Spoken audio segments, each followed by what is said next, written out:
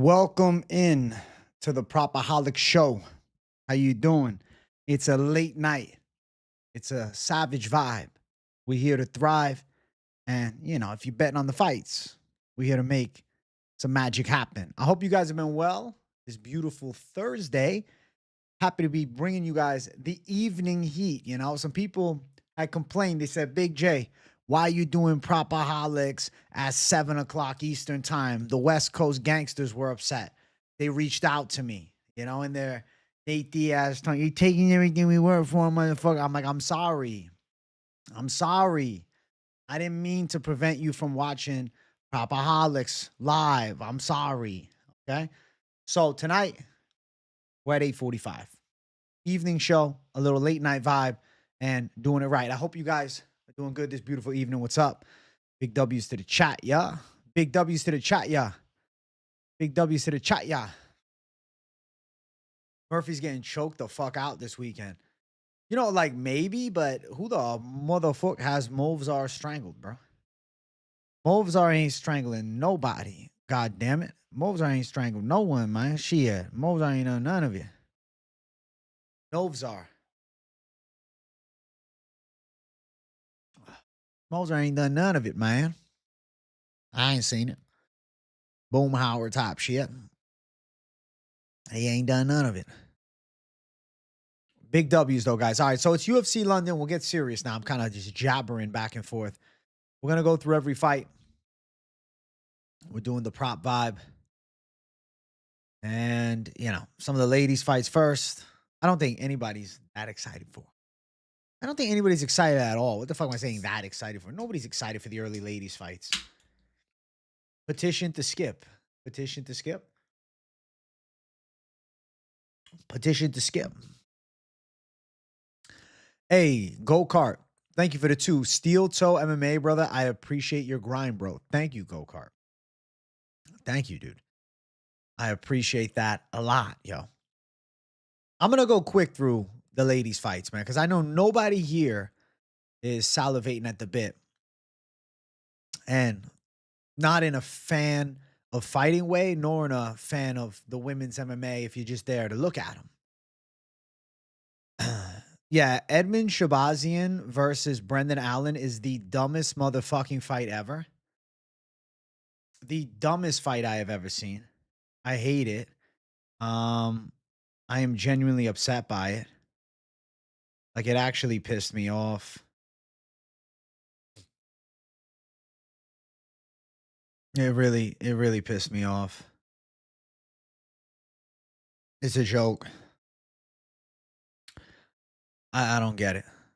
Terrible, terrible fight. Peace and love, chicken grease. Yo, they call me Chicken Grease J. I just had some chicken, bro. Some good-ass chicken. Some nice chicken, man. Shit. All right, so I'm going to get into it. The ladies' fights. I don't even... Ugh. I don't care to talk about them. But I'll do it quick, bro. I'll do it. I'll fucking do it, goddammit. I know. All right? Shut the hell up. I'll do it. Do the ladies' fights. All right. So, starting the card off, Melissa Mullins versus Luana Carolina. Whoa. I'm so happy that they're fighting, and I can't wait to watch it. Yeah. Mullins, Carolina. Okay. Get your votes up in the poll. Yeah, I'm picking Mullins. Why? Because I think she can get this fight to the ground. I think she can out-wrestle her, and that should probably be the key to success. Could it not be the key to success? Of course, it's women's fucking MMA. And Luana Carolina is annoying with how much volume she'll occasionally throw out from bottom, and that could be frustrating. But overall, relatively mid outside of some distance striking. I don't know. Members post show. We'll see how we feel at the end of the night. If anything, we'll just do an extended stream. If not, so we'll see, bro. Let me run through it. So fucking, I'm on worst time to ask me about another stream is during Mullins and Carolina, bro. Jesus. All right. Yeah. What do you want to do? You want to throw a fucking prop? I'm not betting it. Mullins by a decision. She wins plus 160. Where's Mullins most takedowns? Where's it at? Mullins most takedowns. Minus 1,000. Get the fuck out of my face. This is awful. Yeah. Nah, you're good, Swerve. I'm just giving you a hard time. I don't give a fuck about this fight. I don't think you should bet on this fight. But if you want to, like, you can go Mullins on the money line as an underdog just because you don't give a shit. Like, that's it. That's my best advice. But like, this is genuinely a waste of my fucking time. And I would much rather not talk anymore about this fight. But because I'm fucking committed to the game, I'll put down a couple of options for the props for somebody that might want to bet on this fight. All right, Mullins decision. Plus 160. Whoa. Let's fucking go. Just money line Mullins. Okay, I don't fucking care. Yeah, you guys have never seen me this fucking, not into it. It's just this fight is garbage. I'm picking Mullins, so I think she'll win. So if you want to make some money, you're probably better off betting her. Bam, get a vote in. I'm not giving you guys that much time. I don't want to waste my time. When there's actually good fights on the card, and I'm sitting here talking about Melissa Mullins, Luana Carolina, I feel like I'm fucking watching PFL, and I'm getting genuinely fucking pissed off about it. I'm genuinely annoyed talking about this fight any further than I have to. Like, I don't. I have fun talking about it during, like, the weigh-in show, but on a prop betting show, no. Like, all right, the weigh-in show, I can crack some jokes. I can have some fun. We can just talk about the stylistic matchup. I got to actually try to find value on the bets. Money line for fucking Mullins as a dog. Boom. There you go. Good luck. That's it. You want to win? That's how. It's a guarantee win. I'm telling you, bro, you ain't going to lose. Carolina had a good fight with Montague, who's a better version of Mullins. Maybe. I mean, you might be right, KZ. Need an in-depth breakdown? I can give. I'm not doing it. I don't want to. I can give it. I have the knowledge. It's just I don't want to.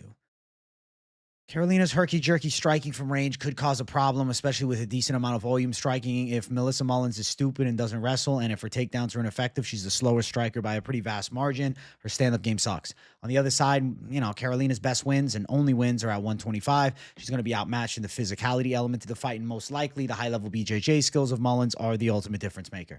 Bingo. There's the fucking breakdown, for God's sake. Over under 0.5 rounds before Big J falls asleep. Thank you for $2.99. I am genuinely, like, hating this right now. Like, that's how much this fight is fucking with me. Like, I don't care. Like, this to me is PFL. PFL vibes, Yeah, exactly. Mullins wrestles, Dread strikes. Picks your fucking poison. What do you want to do? Do it. Do it. Do it. Do whatever the fuck you want. Next fight, for God's sake. Shanelle Dyer versus Ivana Oliveira. This one's, like, kind of more fun, but, like, if you're on the betting side, and again, this is a fucking prop betting show, it's stupid because Dyer is not even, like, this force of fucking nature prospect. She lost on the goddamn Contender Series, but she's a fucking 5-1 favorite. Like, this is dumb. This is stupid. This is annoying me. Minus 500. Like, I generally don't fucking think that this woman should be minus 500 against anybody on the roster. Goddamn. Maybe not anybody at a pro level of fucking MMA. 5-1. Like, I'm not picking Ivana Oliveira. But what the fuck? 5-1? But then it's like, oh, am I going to chance it? Dyer? No. Plus, nah. Dyer sub? Nah, she ain't subbing nobody. Dyer UD minus 145. Tell me to go fuck myself, yo. Damn, late to the live West Coast timing has me thrown off. Listen, I'm bringing the West Coast timing for the West Coast folks. It's not me, bro. I'm doing it for my West Coast gangsters. Dyer minus 5.5 point spread. That actually might be a good bet. Hold on. Let's see. The line for a Dyer minus 5.5. Is this accurate? Is it really plus 600? Is that real? If that's real, that's actually solid. 30-27s across the board against a mid for plus 600. That's kind of good. Like, if that's actually what you see, let me know if you're seeing it on your own books. Like, I'm kind of diggity down with it, bro. That's kind of cool. Oliveira most takedowns, minus 325. It's not even a guarantee she lands the most takedowns.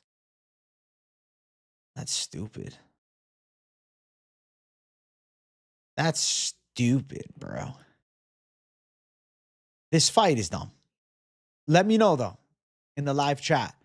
Is that minus 5.5 accurate? Because with Hard Rock, bro, I don't see the minus 5.5 option. So I'd be going off what Fight Odds has to offer. And I am unsure if that is actually true. So, yeah, motherfuckers, let me know.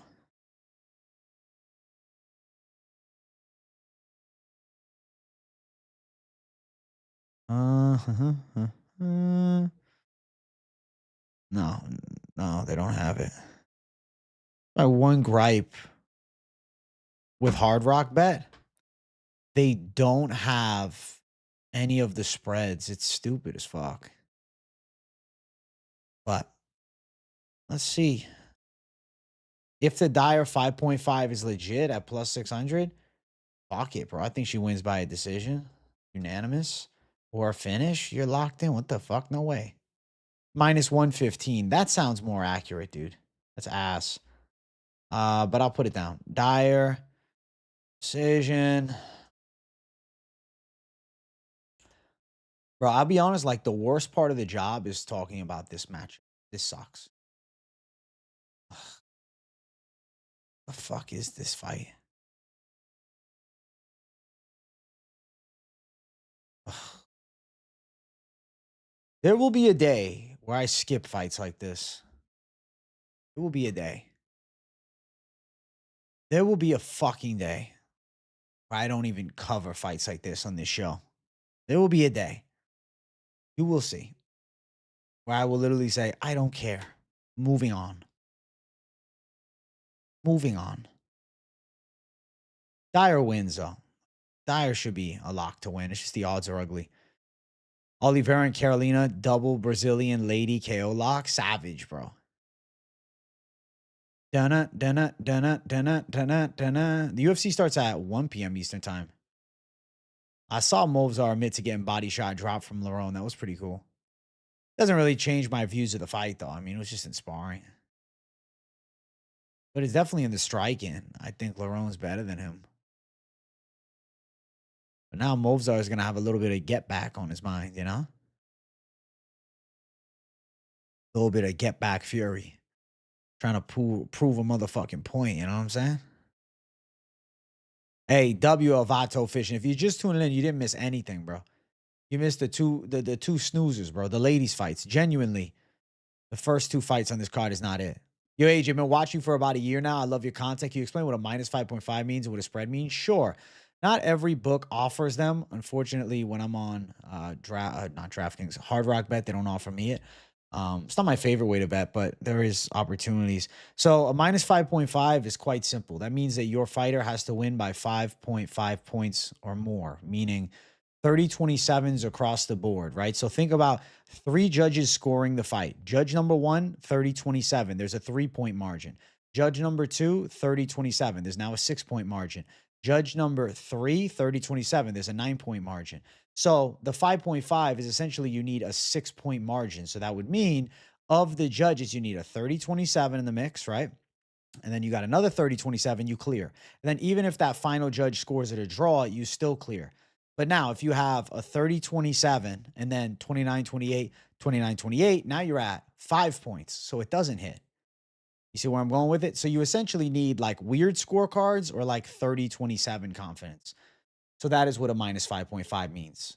A plus 5.5, a little bit different. It's within that mark, right? So then you're picking like, okay, I don't think that Oliveira loses by more than 5.5. So realistically, like I think 2 of the judges could score at 29-28. 1 gives it a 30-27. You see what I'm saying? You're playing with a little bit of luck. You're playing with a lot of luck because there is bad judges that come into play. You notice it. The right guy wins, but it's 30-27. And you're thinking to yourself, what the fuck? Hey, W Midwest Cannabis.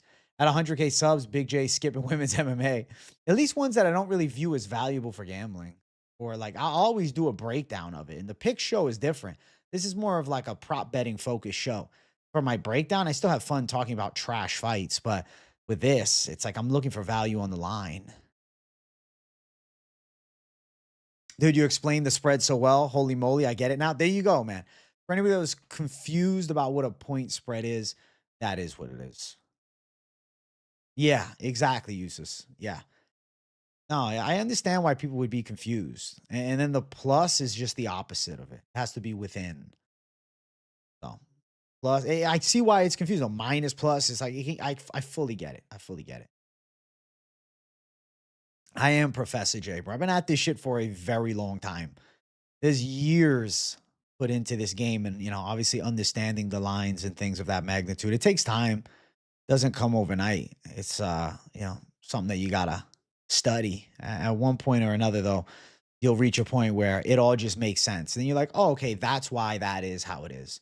All right, I'm gonna move on from this fight because I'm genuinely feeling sick to my stomach talking about it. All right, here's a fight that's cool. Shamrock versus Al-Selwady. So my mentality on this fight is very much flip a goddamn coin. Like in the most sincere way possible. It's a coin flip based fight. It comes down to positions. And what do I mean by that? Who has the positional upper hand? Is it Al-Selwady landing takedowns, getting on top of Shamrock and controlling from full guard and half guard? Is it Shamrock taking down Al-Selwady and getting to a dominant position? Because to be fair, on the contrary, the grappling skill set of Shamrock, even from a defensive standpoint, should be good enough to fend off serious passes to dominant position from Al-Selwady. Whereas on the flip side, if Shamrock is able to get to a position or at least a chance of a dominant position, I do think his passing is superior and his grappling game on the floor is superior. But the X factor is Al-Selwady is a pretty fast striker and a pretty dangerous, or not dangerous, a pretty strong wrestler. Not extremely strong, pretty strong. So striking wise, I'd say Al-Selwady a little better at boxing. Shamrock definitely snappier with kicks with the length advantage. Shin of Al-Selwady, he's got 4 knockout losses. So take that, into consideration. Shamrock took on a good wrestler last fight, was dominated. Al-Selwady hasn't fought in 2 years. There's lots of red flags around this fight. So how I view it in my brain is, okay, well, I got length on the side of Shamrock. I got home field advantage on the side of Shamrock. I got BJJ advantage on the side of Shamrock. I don't think Shamrock's getting knocked out by Al-Selwady. I think it's going to be a rather competitive fight, but I think Shamrock has a chance to get to a dominant position. Now, Al-Selwady has never lost a fight by submission. Is Shamrock going to be the first guy to sub him? It's not an impossibility of sorts, but when I look at it from a logical standpoint, I do really feel over 2.5 as more probable for this matchup at -145. If there is a possibility of a finish, I would favor it being on the side of Shamrock winning this fight inside the distance as opposed to Al-Selwady. Shamrock inside of the distance sits at +225. And then you look at Al-Selwady to win a decision, +155. I feel like the fight goes over 2.5. That is instinct number 1 for me. But the submission or decision line for the Shamrock side is not out of the realm of possibility simply because he doesn't really offer much danger in the striking, but he does offer some danger in the grappling. So Shamrock to win by submission or decision, you get around +145. It's not really like a great financial investment. Ultimately, this is one of those fights where you could consider just a straight money line Shamrock touch and just have faith he's going to win, but you're playing with fire. And then on the flip side of that, if you're going Al-Selwady, it's the same type of argument you could make towards a straight money line attack. Overall, though, you guys know the vibe of the show. This is PropAholics, so I have to bring you a spin of it so we can talk the prop betting side. I think that how I view it, I think I'm going to put a few options in the poll, but my own personal feelings are over 2.5 seems sensible, but it doesn't like jolt me with excitement to gamble on this fight. Like I just don't really like the idea of throwing much on a fight like this, but ultimately, some of you guys may feel differently. I'm going to give you from like just an honest perspective of what I think happens, even though I don't rate either fighter as good. So over 2.5 minus 145. If you do believe that Al-Selwady is going to win a decision, you have plus 155. So I will put that option on the table for you. Decision. But I will also put down Shem to win by a decision because it's just a superior line. Plus 335 for a Shamrock decision. Especially if you can get to some dominant positions. I don't think that's crazy. And then you could also consider a Rock ITD at plus 225. Though he's not known for power, Al-Selwady is known for getting knocked out. So, you know, it's a possible outcome. Now, Shamrock plus 385 for a sub, plus 600 for a knockout. I would favor you towards the side of dropping the ego. And if you are considering a finish bet here, just rock with the Rock inside distance at plus 225, simply because on the off possibility that he knocks out Al-Selwady and then you confidently played sub, you're going to be quite pissed off. You know, and then, you know, on the flip side, you can say if it goes distance, you'll be pissed off. The way that you can look at it is this. Shamrock could be an even money or a slight underdog bet. You like to take it further? Well, I think they go long. Over 2.5 is there as well.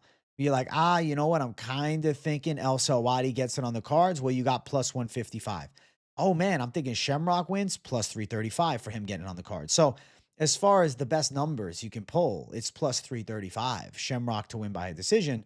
But ultimately, there is a possibility that he gets a sub or even a surprise knockout, but less confident in that. The best way to throw down on a fight like this is more so if you're confident in Shamrock or even Al-Selwady, you'll pick your money line and touch that with your confidence, and that's more of your strong bet. And then you can sprinkle towards a plus money on submission or a decision or whatever you feel. Or if you don't like picking a winner here, but you like it going long, you could consider over 2.5 and maybe an over 2.5 parlayed with something. So that is kind of my mentality on this fight. Ultimately, neither guy is on my book of reliability mark. I would not put them on a list of trust, but I do think that, you know, it's probably going long. So there is my breakdown. He got really offended when a guy mentioned Patchy Mix and then was talking about himself as though he's as big as Patty with the Liverpool takeover. Very confident for a guy who lost his debut. Well, I need to see that confidence. I think he's got the tools to win this fight. I'm going live on Saturday at 1 p.m. Eastern time. I will be live for the fucking Melissa Mullins fight. I know, bro. I will be live for the Melissa Mullins fight. Hey, there's a chance of a home cooked decision for sure. Shamrock, to me, is the better play. Even if Al-Selwady beats him, I feel better about the Shamrock side. Length advantage, activity advantage. I think that should be enough. I don't know. I'm not blown away by Al-Selwady. He won a decision against George Hardwick. That meant something at the time he did it, but now it doesn't mean shit. When in doubt, go with the hometown guy. I think that's a valid take, especially in a matchup like this. I'm going to be multitasking when Ronda and Arnold fight. Listen, when Melky is fighting against Arnold Allen, I am way more focused on that than Ronda Rousey. But for the card, yes, I'll be dual streaming it. I'll be live doing a dual stream like a savage because that's what I am. I'm a savage.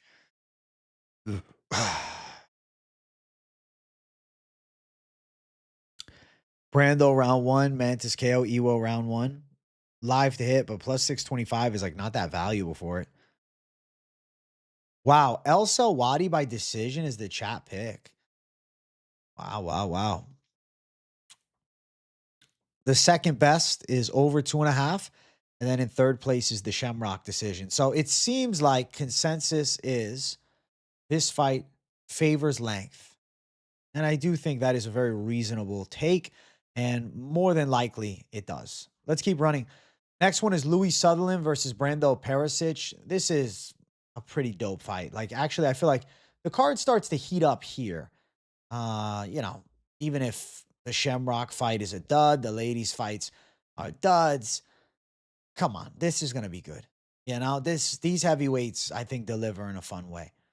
Now, my obvious prediction leans towards Brando Percic.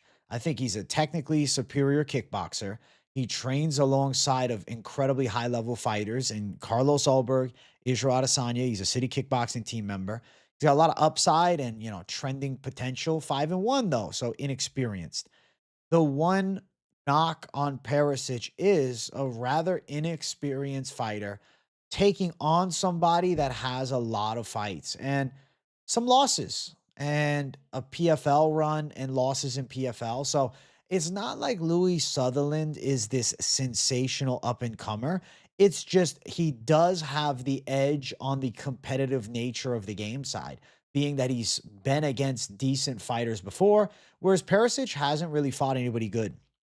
To be fair, though, he's in the room with very good fighters. Like I said, I do think he's a dangerous striker. I do think there's a lot of power there. And I do think that Louis Sutherland is a bit sloppy and kind of, just one of the chubbier brawlers in the heavyweight division that are fun up until, it's not when he gets knocked out. Ultimately, the prop betting side of this fight, there's a couple ways you can sway it. Money line wise, very wide towards Percic at minus 260. And then on the other side, Sutherland, a relatively large underdog. Now, looking towards the prop betting for Percic, though, you can look at this fight in a couple of different ways. Say to yourself this: does Percic knock him out? I'll say probable. Okay. But plus 130 is, inherent value rather low, right? Plus 130 is not great. I will put that as a votable option because I think it makes sense. And that is my official pick here. Plus 130 Percic KO. But I do think Percic by a decision. I know that's fucking kind of wild. But if you're looking to like sprinkle prop something a little bit more on the degenerate side, why do I think Percic by a decision is a possibility? Because ultimately he is a city kickboxing fighter, and that gym does teach counter striking and a patience that could lead him to a more tactical based game plan, testing the chin of Sutherland, but not putting him out, and even potentially getting on top of Sutherland and out grappling him. So Perisic by a decision is like the thought that's crossing very few's minds, but that could actually end up being your cash cow at the end of the day. It's heavyweights. They're probably going to throw bombs, but plus 525 Perisic by a decision is something worth at the very least mentioning to you watching. Okay. If you're on the DGen side, you're looking for more plus money, like what is something kind of wild that could happen? Ultimately, I do think the fight ends by KO. I have to say it straight. That's how I see this fight going. But I don't think it's the most wildish, call because of Sutherland's durability, at least on paper, that we could look at 3 hard. And let's say there's a world where Sutherland is winning this fight. I think it could be Sutherland winning by a decision. So plus 109 is for an over 1.5 rounds. I think it's a possibility that we see this fight head into the later stages here. Not lock, not guarantee, just ultimately a possible outcome. Plus 109 for that. And at the end of the day, for the show's sake, I would much rather chase the bigger plus money for the possible side as opposed to, oh man, I'm just looking to, get the guarantee when ultimately there is no guarantee. If you think Sutherland wins by a decision, you got 8-1 odds. He has won by decision before. I don't think he does win by decision. Let's see. What's fight ends by KO? Minus 175. Not good enough. Not good enough for me. Perisic is 93% of the community's picks. He is a confident pick for me on this card. I'll be shocked if he loses. I think he goes out there and fucking mauls Louis Sutherland.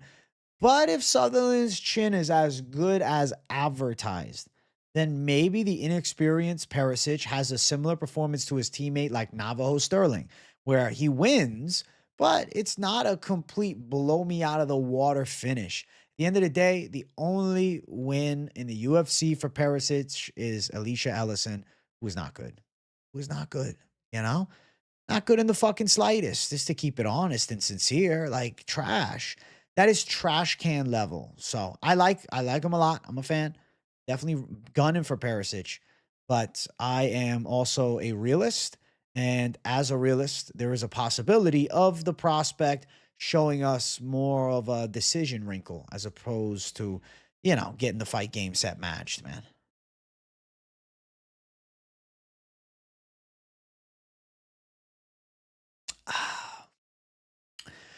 Well, there we go. There's our lineups. I'm going to throw down the options to vote in the poll. See what you guys like. Over 1.5 at plus 109. Percić KO, Percić decision, and then a Sutherland decision at 8-1 odds. Cheers.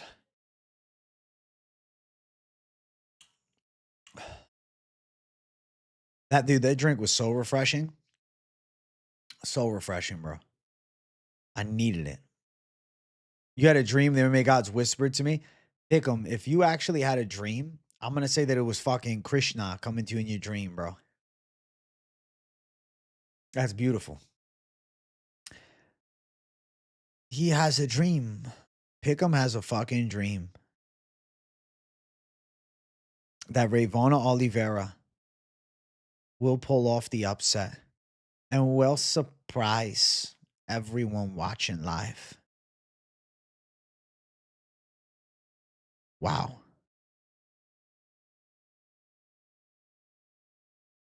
Wow, wow, wow, wow, wow.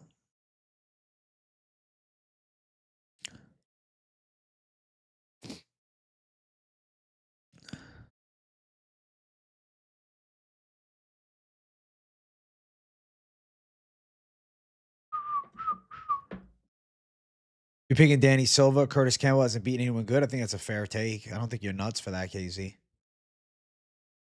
Brando round 1, very live. Power to do it. I'm picking him by KO. But if you're chasing odds, though, this is the decision. KO is everybody's call. My God. Hey, let's see if that Sutherland chin is any good. 71% of chat on Percić KO. Sensible outcome. I'm picking the KO too. Plus 130. It's still plus money. And, you're not breaking the bank trying to fucking get it at like minus 175, which is honestly kind of nice. The sub is not great, bro. Percić by sub, I believe 3-1 odds. Let me double check. Yeah, plus 300. Is Campbell beating anybody good? Serious question. We'll get up to it soon. No, not yet. Next fight up, Montas Kondratavičius versus Antonio Trócoli. A poll here is more of a fucking meme than necessary because I don't think Trócoli has much of a chance. Montas Kondratavičius, I mean, the guy has some serious striking skill. He's a prospect on the rise. Trócoli is a can used to, feed up-and-comers. That's the God honest truth. I don't think Trócoli has much of an edge here in any area. Maybe if he pulls guard, he tries to grapple, but I don't think that comes to fruition. Ultimately, I think that the side of Montas is going to outstrike him in a big way and probably knock him out. But Trócoli does like to get submitted. For a guy known for his BJJ, he gets subbed quite a lot. 2 straight losses by standing gilly. Maybe Montas Kondratavičius pulls off that standing gilly as well and just follows suit with the trend, But yeah, Kondratavičius inside the distance. You should get a finish.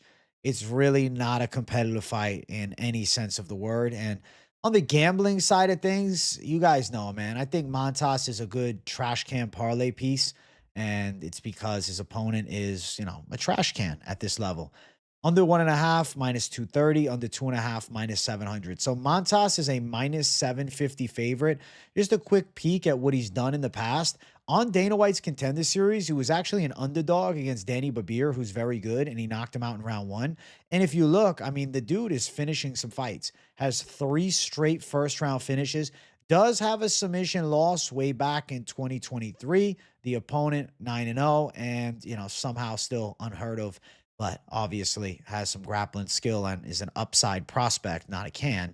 So Montas should be able to handle business. He starts fast. He's got a dangerous striking game. He does have submissions in the arsenal, but ultimately Montas Kondratavičius is a striker first, and I don't think it's highly probable that he wins by submission. Like, I guess you could think about it from this perspective.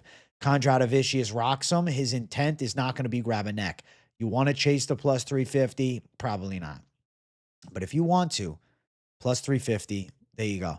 He gets subbed on purpose because he likes to play poker after sub. Might be live with a purposely trash takedown. Shit.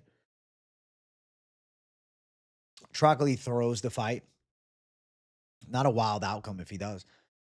Submission win for Kondratavičius, plus 350. KO win, minus 200. Inside distance, minus 525. You're on Montas sub round one. Dude, the fact that Trócoli is a poker player, if he's betting on Kondratavičius by submission,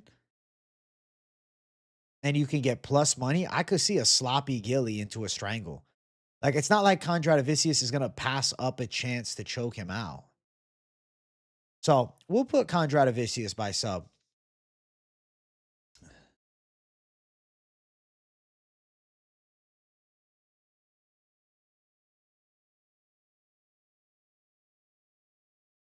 Right.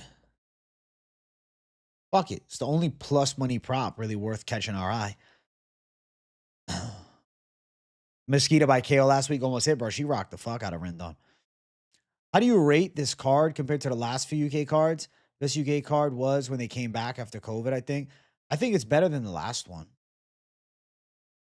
I like this one more. You like the overs with these bum fights? Kondra could stop him in round one. Likes to get subs that he killed. Doesn't go to the hospital after because he wants to play poker. 2 standing Gillies was in Vegas, so maybe not this time. Kondratavičius, round one. You got minus 175, dog. Jesus. Kondratavičius and under 1.5. Minus 250. Wow, that's awful.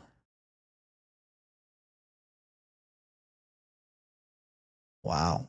Terrible. Wow. Am I watching Leon's brother fight tomorrow? I don't know. Dude. This sucks. KO minus 200. Has it been a long day? Decent day, bro. Yeah.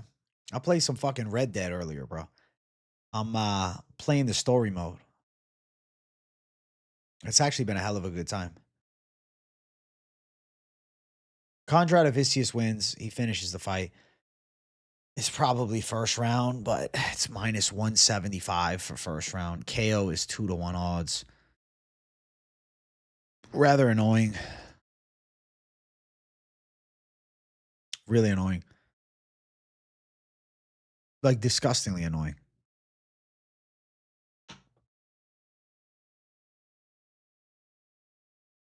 You spent 2 years playing Red Dead Online, never play story mode? I never really played online. Contract KO, minus 200. It's terrible, but I'll put it on. Hey, what's up, Alan Moody? How you doing, bro? Contract KO round one, plus 110.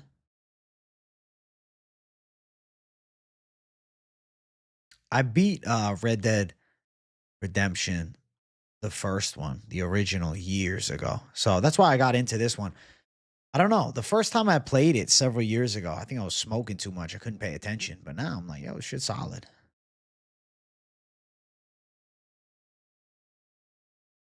There's some garbage lines. Under 1.5. Minus 230. Don't disappoint me this weekend. I'm telling the house on your bets. I will do my best work. Red Dead 2 could be considered therapy. I'd get off work, just go hunt for a while. I definitely plan on doing that, bro. Yeah, dude. It's a hell of a time, bro. I like how that game sucks you in. I need to get high and play the OG Worms. Dude, you know, I gotta be honest, bro. For me, smoking and gaming is hard, bro. Like, I don't know. Being sober, I like gaming a lot more. I reminded you of Command and Conquer. No, I never played it.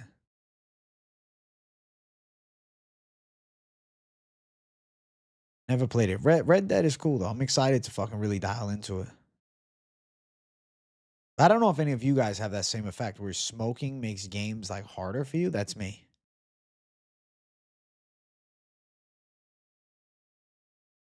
Gaming high got you locked. I respect it, man. I guess I'm just different. You can't game without blazing. I guess I'm just weird like that. I'm the opposite. When I game high, like I fucking start falling asleep. You know, I never played one Resident Evil game.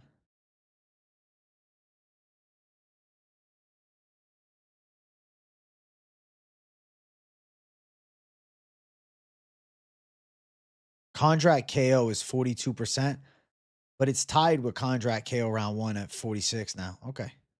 The complete opposite. You got a Rip Skitty game. It's so interesting. Kills the hand eye. No Fortnite dubs win stone. I can fully see it.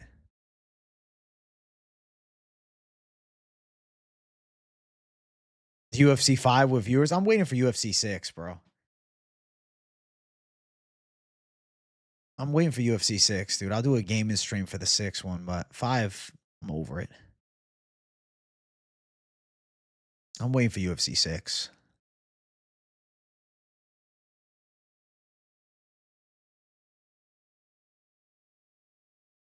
These are your lineups, man. Kondrat KO round one wins at plus 110, which is probable. KO in general at 2-1 is in second place. Doesn't move the needle as much at, you know, minus 200 odds. I would do that, Blind Mug. I play online a little high. All right. I'll note it, bro. I'll think of you. Mario Pinto versus Felipe Franco. Fight's a fucking joke. Mario Pinto wins. Felipe Franco is rather uninteresting to me, to put it nicely. Honestly, like, it's just a fucking joke. Besides it being a joke, though, you know, whatever. Listen, man. I think Pinto wins. I think Pinto should fucking clear easily. Probably gets him out of there by KO. That's kind of option A. He is a well-rounded fighter, but ultimately, I think he's probably going to use the strike and skill difference, which is rather vast. I was really underwhelmed by Franco on Contender Series. He lost to Freddie Vidal, who is nowhere near the level of Mario Pinto. It's almost like fighting against Hardwick, and then your next fight, you're going to fight against John Silva. Like, that is like the level jump difference between Freddie Vidal and Mario Pinto. Like, it's genuinely like Chris Moutinho to fighting Sanhagen. Like, it's a fucking joke. He lost to like a Chris Moutinho type. Felipe Franco is a complete fucking bum.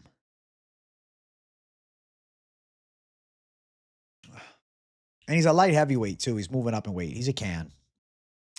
He fights Brazilian taxi drivers, and yeah, he's got a fake record. He's 10-1, but he fought one guy that was not even good, but fought one legit-ish guy, and he got mauled. And then that same legit-ish guy got knocked out in the first round in his second Contender Series fight. One last RDR tip. If you play online and want the chill effect, choose either collector, trader roles, less intense than a moonshiner or bounty hunter. Okay. I never knew about any of it, bro. I appreciate that. Thank you, Blind Muck, bro. I appreciate the Red Dead insight. All right. So Pinto by knockout, minus 185. Right. Pinto ITD, minus 450.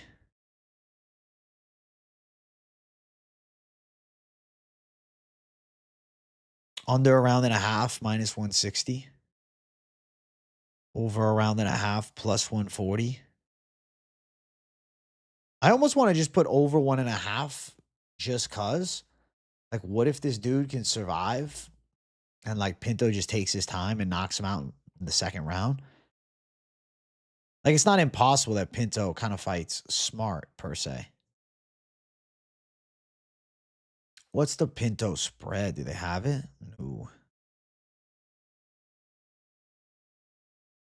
Pinto wins and under 2.5, minus 330. Pinto KO or decision, minus 260. Pinto most significant, minus 400. Pinto round 1 or 2, plus, no, minus 230. Jesus.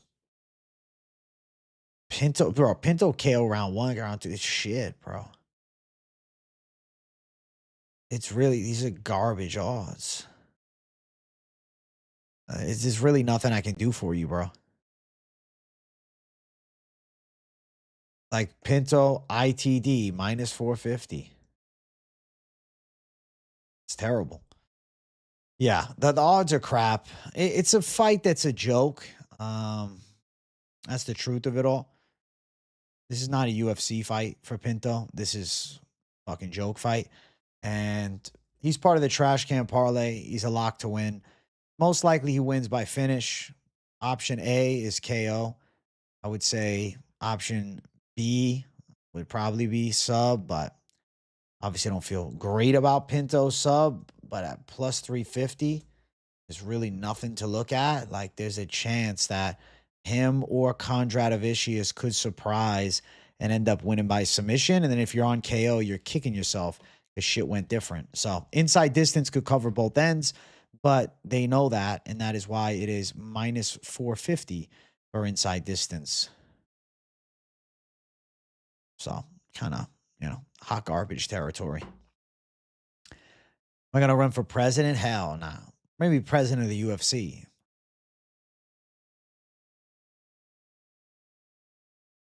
Pinto under half a round.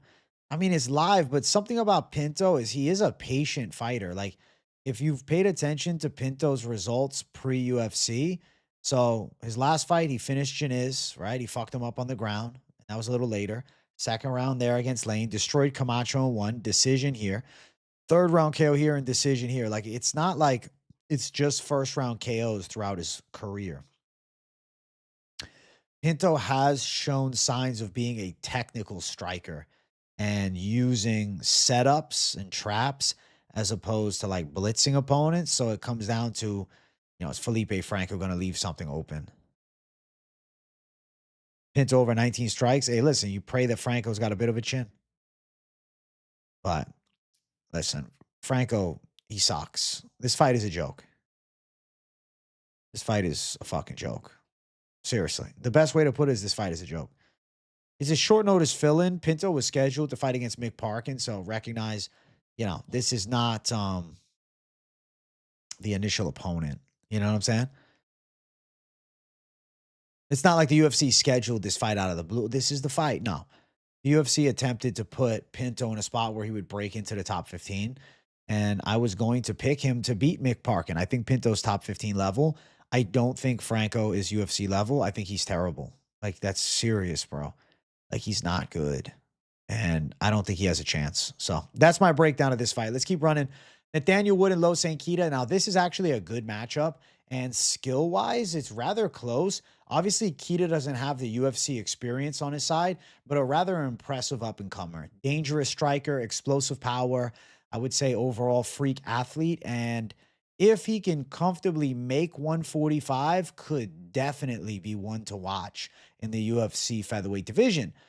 The problem is they have his weight listed at 145. They're just blatantly lying to you. He weighed in at 149 for a fight against Patricio Pitbull last year. The fight was canceled because Pitbull did not accept.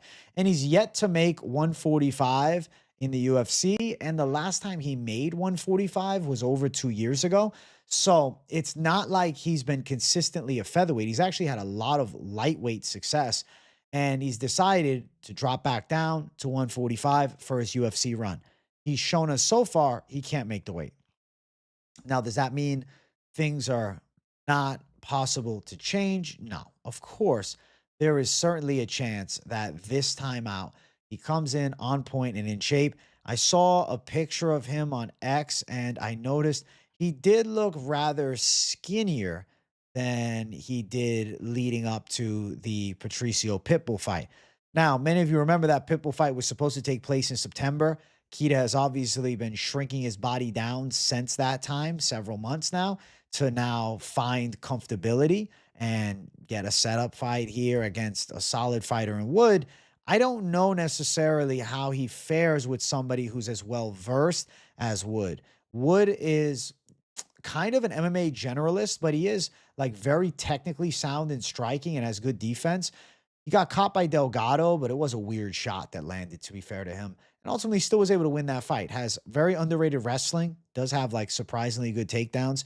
A lot of UFC fights. This is UFC fight number 14, I believe, for him. He's 10-3 in the UFC. So that's a big deal. I mean, it's not like he's fighting a Nathaniel Wood who's 5-7 in the UFC. And even then, it would be like, yo, it's a prospect versus, a guy that's been here. No, it's a Nathaniel Wood that's a consistent winner in the UFC. Recent wins are Delgado, who's a very dangerous kickboxer and a hot prospect. And fight before that, he beat Morgan Charrier. Charrier is pretty good. Obviously, Charrier had that terrible loss to Melky Costa, but it's Melky Costa. And Wood was able to rock Charrier bad in that fight. So I guess where I'm going with it is Nathaniel Wood is not one to be overlooked. I am predicting Nathaniel Wood for the upset, but with the caveat of, yes, this is something that I want to see the scales. This is something where I want to make sure when they get on the scales. Like, I don't know how Keita's going to look. From a picture that I saw of Losene Keita, though, he looked like he lost muscle. I don't love a skinny Losene Keita who loses some muscle to make 145 taking on Nathaniel Wood. And really, Keita draining his body down to beat Nathaniel Wood or attempt to beat Nathaniel Wood. This seems like a recipe for bad things to come. Ultimately, Nathaniel Wood is a crafty vet of the UFC, and I will not overlook a winning UFC record and craftiness and durability on Nathaniel Wood's side and comeback ability on Wood's side. Keita seems like the easy pick, but ultimately, we don't know how good he really is. You can't overrate people from outside of the UFC action. Hey, Mr. Kale, thank you for $4.99, bro. I appreciate the dono. Hey, you love the dog play? Let's fucking go. I'm going underdog here. I'm going Nathaniel Wood. Nathaniel Wood is a difficult fighter to beat. And you're right. At home in London, dude is not really catching else in the UFC. Okay. And his most recent loss was the Muhammad Naimov fight. Do you guys remember how fixed that fight was? Naimov cheated the fuck out of that fight. Naimov cheated constantly, bro. That fight was in the Middle East, and they completely robbed Nathaniel Wood of a fair fight. So outside of that horseshit fight against Naimov, Nathaniel Wood has had great success inside of the UFC over recent years, and he hasn't really lost a fair fight since the Casey Kenny fight all the way back in 2020 at bantamweight. At featherweight, he's been on fire, man. Wins over good fighters, man. Charles Jourdain, Andre Fili, Morgan Charrier, Jose Delgado. Those are 4 quality fighters in the UFC. And then you look at Keita, we don't know. He's got hype. He's got highlights. He looks really fucking explosive, and he seems to have great striking, but his ground game, from what I watched, and of course, skill set improvement can happen at a rapid rate for somebody that's just 28 years old. But my realistic perspective is he is a rather limited grappler, and he's one of those fighters that is kind of Derek Lewising his way out of positions at a lower level. Whereas at this level in the UFC, those get-ups that are more explosion-based are not going to work against seasoned fighters with capable ground games. So Losene Keita, we don't know for sure where he's at. You've seen some setup fights like, oh, he's running through people. He was the favorite in all of these spots, taking on guys he was essentially supposed to destroy. And I think that you have to respect veteran savviness. That is what I'm doing here. My prediction is Nathaniel Wood to win. How I see this is a Nathaniel Wood victory by any means necessary.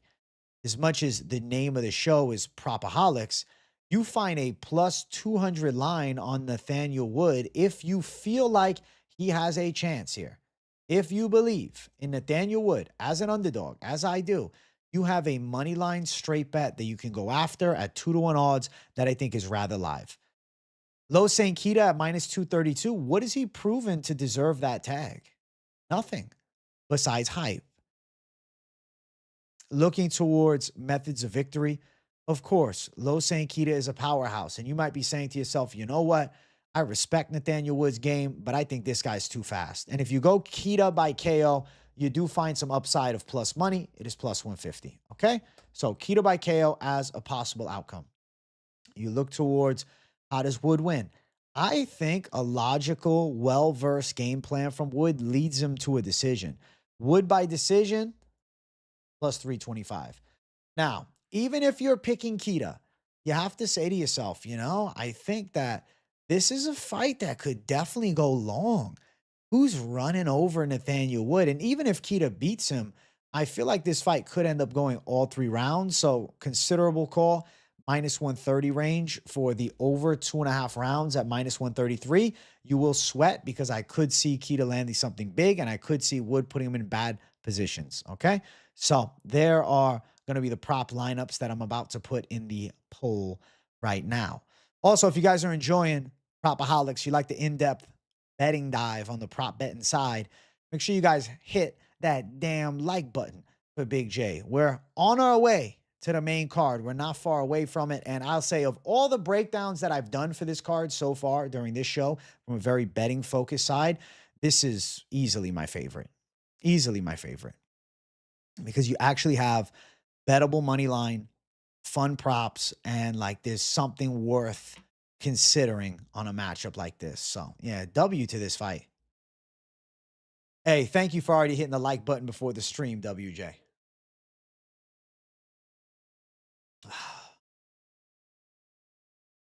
Wood decision only, plus 120. Not a terrible call. Not a terrible call.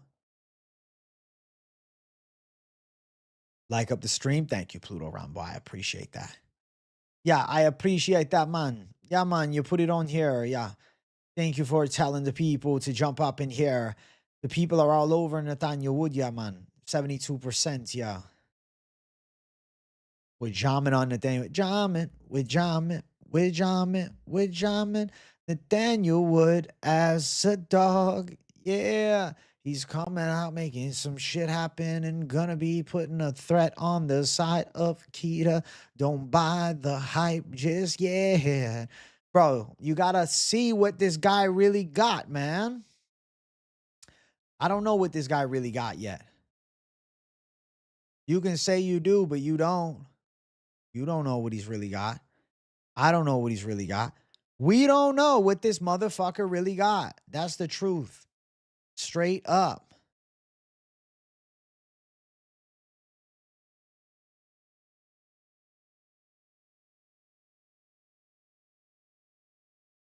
Wood by any means necessary. W, Mr. KO. Wood by decision is actually clearing the poll at 39%. Respect. I respect you, my brothers. I respect you, the chat. Thank you so much. You having my back. We're going to see Nathaniel Wood. Yeah. Use a little wrestling. Would you guys pick Nathaniel Wood over Pitbull? I would definitely consider it. That's a 50-50 fight for sure.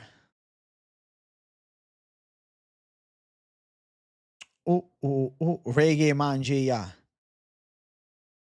Mr. Paul Bakita, okay. The chat likes Wood. Up next is our featured prelim. Mason Jones or Axel Sola?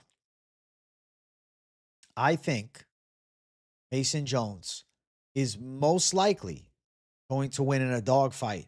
If Axel Sola is not on a boatload of steroids, though.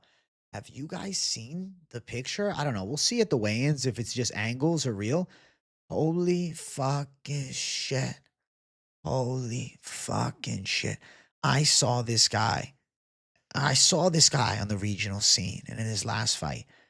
Then I saw a photo from training and I said, what fucking steroids are they feeding this fucking animal, bro?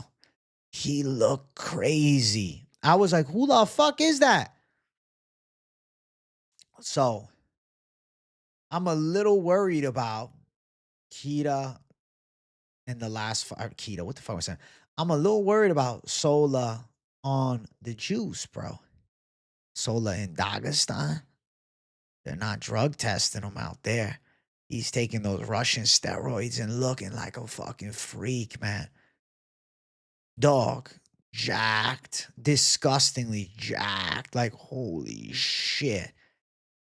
It's like, holy shit, what is he on? Jacked. That type of jacked. So, something to think about, something to consider. You know, we'll see. We'll see what happens. Jacked. That's it. Jacked. I think Mason Jones can outdog him. I think Mason Jones can outgrapple him. But, you know, there's always a bit of worry when somebody looks freaky, you know, especially when they didn't always look that freaky. At the end of the day, Mason Jones is a minus 130 favorite. Axel Sola, a plus 110 underdog. Very close lines. Very close lines here.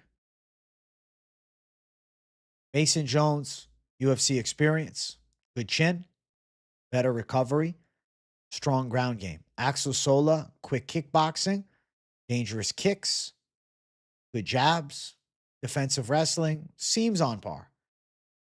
But with the steroids potentially running through the system, you could be running into some trouble, man. Let's see how we can run this thing up here. Jones decision plus 160. Sola KO plus 400.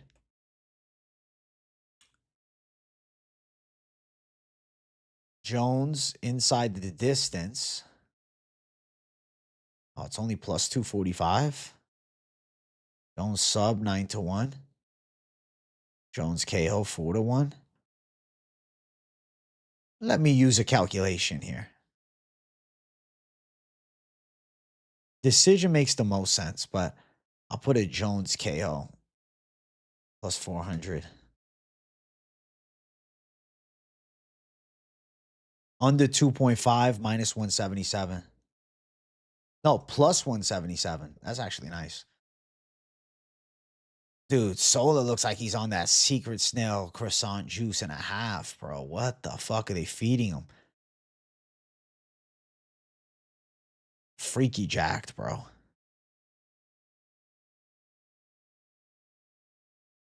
I feel like this fight goes under 2.5, though. I don't know. I'm thinking violence. I'm thinking Jones might finish him with ground and pound. I'm thinking Sola might TKO him with a big shot. This just kind of seems like one of those fights that's destined to be fucking crazy. If it's a snoozy decision, I'm shocked. I think this is the feature fight because they're expecting a dog fight. I'm feeling good, Ricky Padilla. How you doing, my boy? We're having a nice show.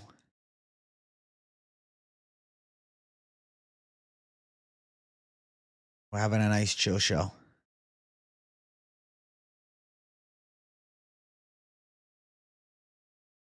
Evloev looks crazy as well. Jones has a chin over 2.5. Respect on it. But he could also finish too, though.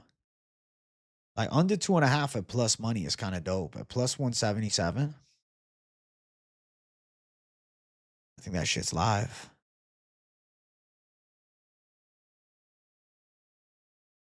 I feel like they're live to go after it in a violent way.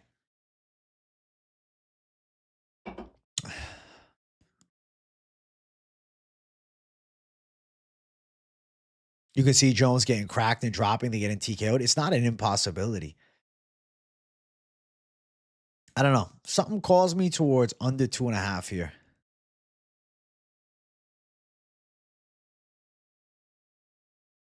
I think so. I think this fight ends in a finish. I think they're going to dog fight. Like, I don't really see this as a boring match. Like, if it goes long, it's going to be a legendary war. There's a reason they put this as the feature fight. I think the expectation is them going at it. And that's my expectation too. I think they're going to go at it.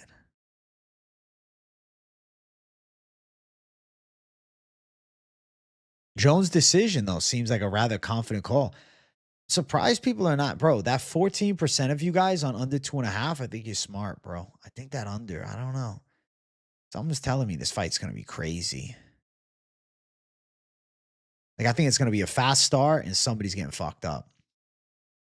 But, I understand the Jones decision side because he could use his positional control. And if Sola can't stop the takedowns, it's definitely a possibility. But I don't know. I don't know, man. Something about that under 2.5 at plus 177. I don't know, bro. Under 2.5 is nice here. Surprisingly, though, it tied for last place with Jones by KO.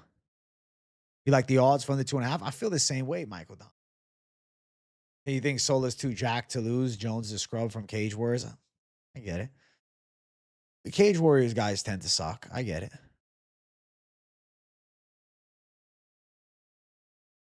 We'll see. Good fight, nonetheless. Let's keep running up the card. Next fight, it's our main card opener. It's Curtis Campbell versus Danny Silva. Man. Danny Silva got some experience, man. The thing is, I think Campbell wins a decision against him.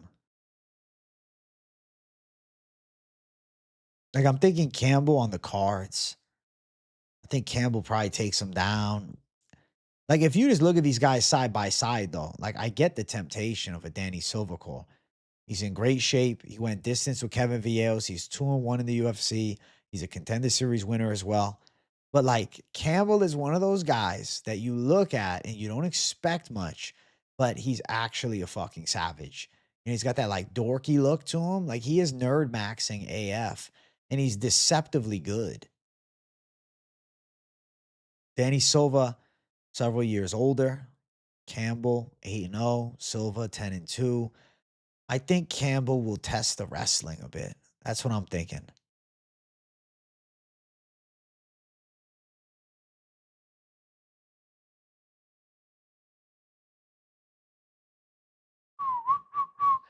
Wait, what was the crazy stat? 22.5 takedowns?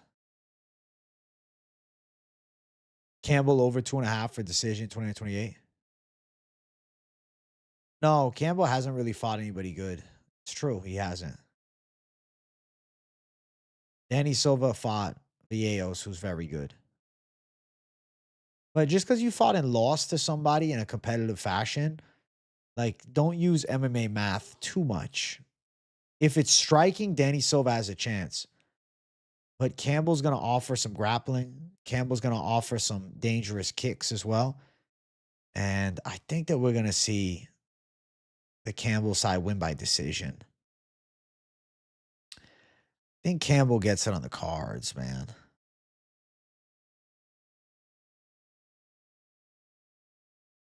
Scorecards for Campbell. Scorecards incoming. Minus 240. Wow. They got him as a wide favorite, huh?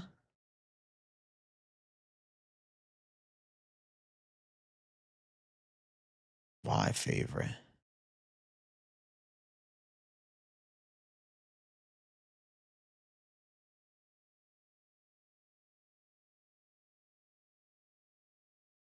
Campbell decision plus 115.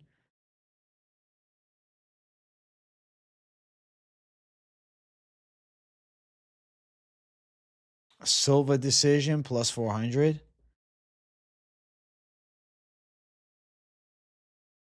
Or dog or pass. These are your 4 options. Yeah, that's definitely a typo on the UFC website. He's not averaging 22.5 takedowns. Bro, I'd almost guarantee Campbell walks out to the Pink Panther theme. I'd say it's a guarantee. Absolutely, he's going to. I actually think he kind of has to. It'd be weird if he didn't. It'd be weird if he didn't, bro. The Pink Panther not walking out to his song. But yeah, my pick here is Campbell by decision. I think we're going over 2.5. I think Silva will be gutsy in the fight and have a few moments.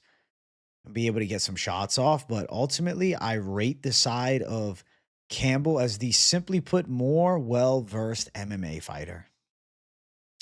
And I lean towards the MMA fighter. Bro, he's got the pink shorts too. He's got to win.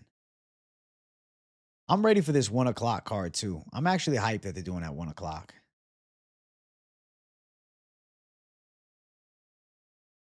If Campbell doesn't get the takedown, Silva has the hands to finish him.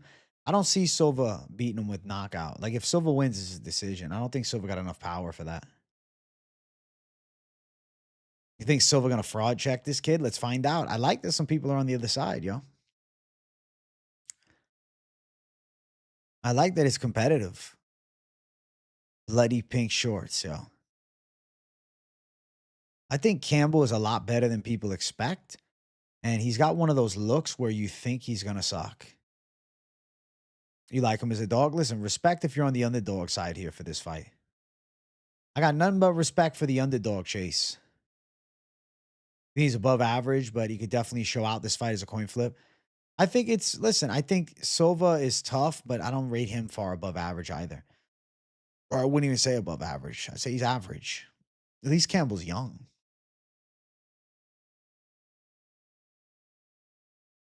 Hey, do you think more people should get like purple, pink, or light blue shorts, but just keep it for the special ones? I think keep it for the Dana White privilege ones, bro.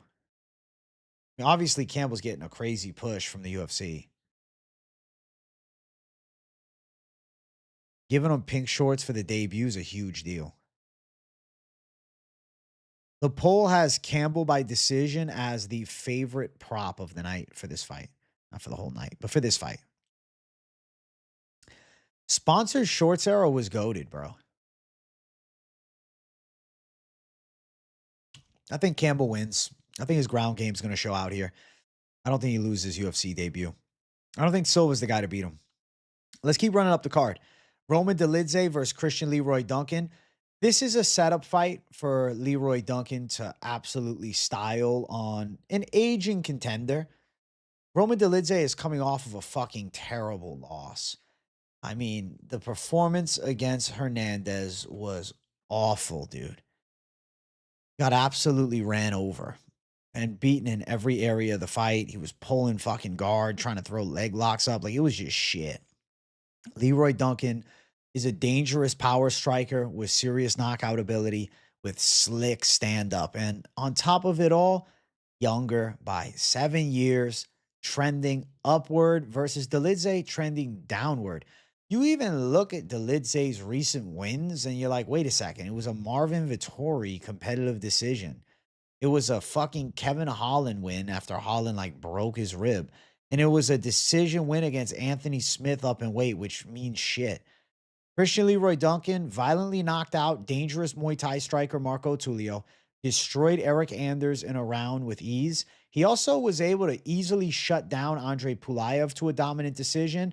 And another fight where he did lose was against RoboCop, but was able to deal with RoboCop's power and take it into the third round and into the decision. And like, yeah, he clearly lost the fight, but it's fucking RoboCop. I don't think that Roman Dolidze is an elite fighter on this, middleweight class of the UFC. I think he's won some decent fights, but I feel like he's actually like relatively far from his prime. It's just certain matchups kind of prevented us from seeing that. Ultimately, I think he kind of fell past his prime in 2024.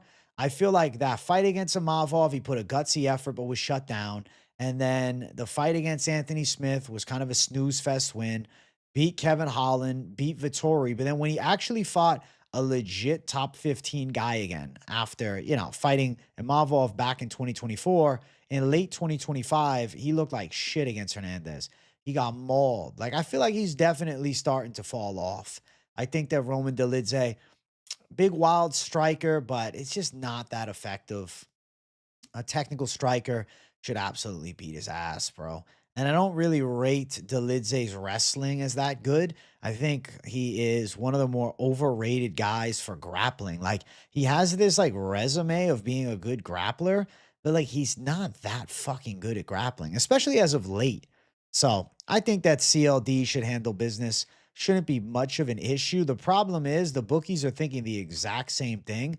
Christian Leroy Duncan is a 5-1 favorite against Roman Dolidze here, which is like kind of fucking wild thinking about how Dolidze in his last fight took on Hernandez and like there was like a bit of respect on Dolidze going into it. Like, what was he? He was a decent sized dog, plus 295, but like he's a bigger dog in this fight here than he was against Hernandez last time, which is interesting. So I think the 5-1 favorite should clear without much of a shadow of a doubt. Looking towards the gambling side of the fight, ways to win. Leroy Duncan by knockout is plus 120, but I will just leave you with this fair warning. Roman Dolidze has never been knocked out as a pro MMA fighter. So his chin is definitely strong, but ultimately he has been starting to fall off. Last fight got subbed and mauled. This one probably live to get knocked out. But to be fair, like Leroy Duncan is smart enough to outpoint him and win a decision too. I don't think that's like an impossible outcome here. And then let's see. Over 1.5 minus 275. What's Leroy Duncan in round 1? 3-1. Leroy Duncan in round 1 or 2 plus 185. A blitz from Leroy Duncan early in the fight because he's got a big speed advantage. I could see that. I could see like an early blitz. I think Duncan is a lock of locks for sure. He's not going to lose. It's just more about method of victory predictions. Let's see. Is the spread worth looking at? Minus 3.5. But what if there's not a fucking 30-27 on the board? That's annoying. Duncan should be a lock in the fight. He's certainly better. The win is not what we're looking for here, right? We're looking for the method of victory call. I think with Dolidze, this is my thought process. With Dolidze getting mauled in his last fight, like where is his confidence when he looked awful in the last one? And now in this one, he's fighting against a talented striker with knockout power. If he can't get on top of Leroy Duncan, the striking speed differential is quite vast. The Allen and Shabazian booking is one of the most obscure fight bookings I've ever seen. Brendan Allen should be fighting like Dricus du Plessis, but instead he's not, and he's fighting against Edmund Shabazian, which is nonsense. So I do believe that we are going to see Dricus du Plessis versus Nasruddin Imavov now. I was really surprised. Really surprised. Like, I'm actually confused by that booking. I saw that before the stream. And I said to myself, what are we doing? Why? Like, how does that make any sense? Because it doesn't make any sense. It is a god-awful fight to book. And, like, genuinely, I'm fucking embarrassed that the UFC put that together. Maybe you guys are ducking them left and right, but I don't know. You thought it was going to be Kyle Dricus? Dude, what about Kyle Allen? Like, why the fuck are they not putting together a Brendan Allen big fight? He should not be fighting Edmund Shabazian. That's a nonsense fight. I guess they're giving Shabazian a chance to get himself up there, but I don't like it. Shabazian is always on that Dana White privilege shit. They always give him a chance. Like Shabazian, he lost to fucking Meerschaert, for God's sake. The fight, Brendan Allen versus Edmund Shabazian, announced earlier today. Obscure Apex fight. I think Allen should out-wrestle him. I'm genuinely embarrassed by the UFC's matchmaking for that one.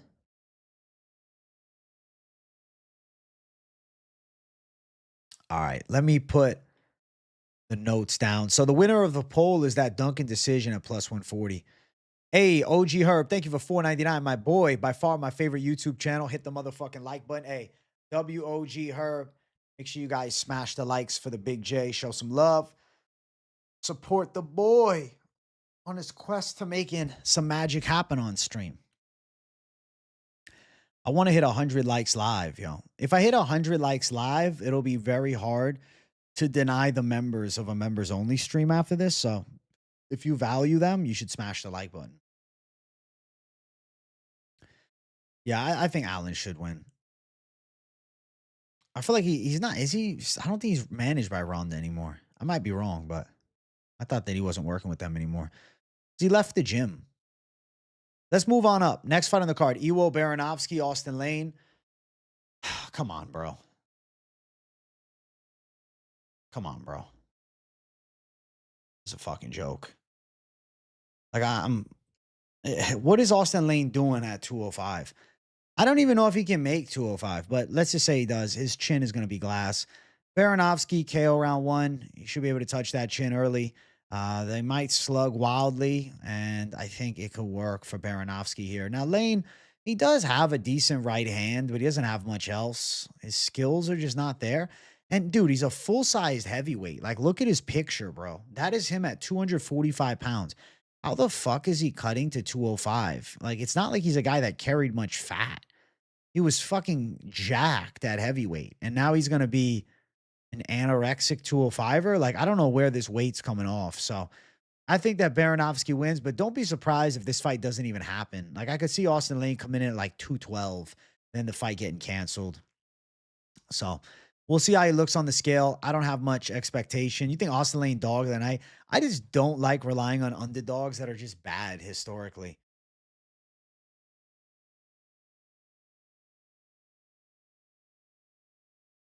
Yeah, this fight might not happen. Under 1.5, minus 315. Baraniewski KO at minus 260. Baraniewski round 1, minus 175. KO round 1. This is terrible.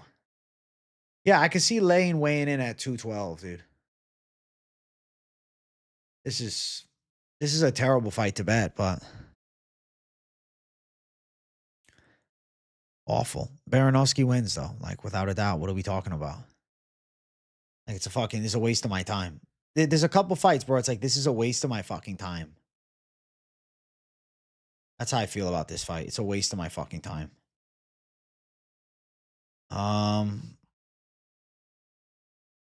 Baraniewski KO. Minus 260.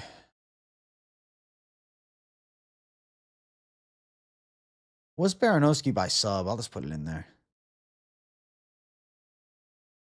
Plus 450. Baron subs him.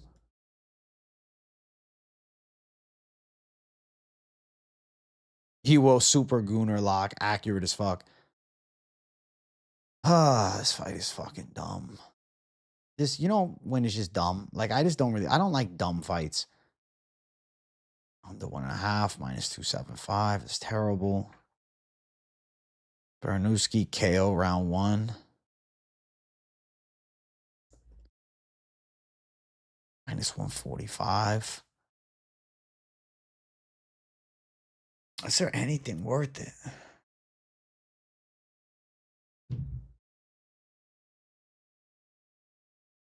Fight starts round 2 plus 125. I'll just put that in there. I don't even think so, but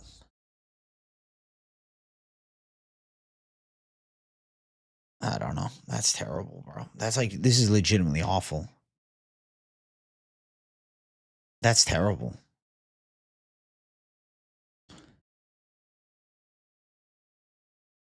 Terrible, dude.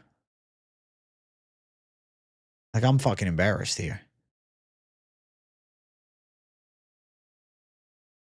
This is a squash match. Bro, honestly, yeah, bet on him missing weight. I don't feel like Lane is going to make weight. I mean, I think the fight could still happen. I think Baraniewski will fight him as long as he doesn't weigh more than 210. Iwo said he wants to use his judo. Well, that sub call is right in your face then. Plus 450. There you go. There you go. Sub call plus 450. If you think he's going to use his judo, look at that. He will buy sub. Bro, it's definitely possible. Definitely possible he shows off the sub game. He might fight a lot smarter. Can you imagine Iwo wins by a fucking decision? Positional dominance just out grapples him. But hey, I hope Iwo shows off some judo. I want to see what he's got. Regardless of this weight, the chin is gone. Exactly, bro. He's not going to be able to take a clean shot. So you could go sub. You could go KO. Go inside distance, but it's like shit odds. So it's one of those fights, man. But trash can parlay, you could easily throw together Baraniewski, Pinto, Kondratavičius. These are all joke fights. And yeah, that's the God honest truth, man. I don't think Baraniewski loses. But I do think you could find yourself chasing a KO and then him ending up winning by sub and being pissed off. Shem split. I think Shem split is live as fuck, Brayden. Next fight on the card, Michael Venom Page versus Sam Patterson. Can we get Michael Venom Page a picture, for God's sake? You guys know my take on this one. If you watch the channel consistently, you know I think Sam Patterson is more than live in this fight. I think Sam Patterson is going to give Page a lot more trouble than previous opponents at 170. I think we might actually be surprised by the punching power of Sam Patterson. Now, of course, Michael Venom Page is an elusive striker and hard to track down. That 78-inch reach and those long-ass arms of Patterson, give him a chance to touch. As far as the ground game goes, I rate Sam Patterson as a pretty nasty grappler. And Michael Venom Page is definitely a guy that if you take him down, you can certainly keep him down. I can see Patterson coming in with a pressure-heavy game plan to mix in the takedowns and getting on top and controlling position and then into light ground and pound, potential sub threat. But even just fucking blanketing Michael Venom Page to like a boring decision. I like the underdog here. I think the dog is live. I know Patterson having a pick and Page doesn't is disrespectful. I don't know why the fuck they don't have a pick for him. Patterson plus 3.5 minus 120. I think it's live. You think a boring MVP win? See, that's why I'm banking on Patterson here. I'm banking on the dog, bro. It's underdog time. Enough of this shit. I like the underdog, bro. I like plus 155. I think Sam Patterson's going to win, man. I really do. I know people have said I'm nuts, this, and that, but I don't know, dude. Patterson decision plus 550. That's not even crazy. MVP's ground game is very limited, but his like get up game is not that good either. So if you can get him down, you can keep him down. And Patterson having trained with him, I think is a fucking factor. Even if you don't think he's going to be able to compete on the feet, like I'm sure he could hit those takedowns when need be. MVP all day. I see you, PDX. What's up, bro?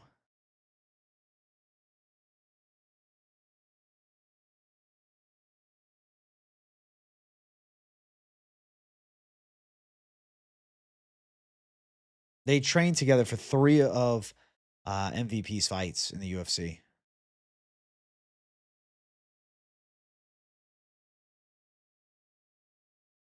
Let's see. What else?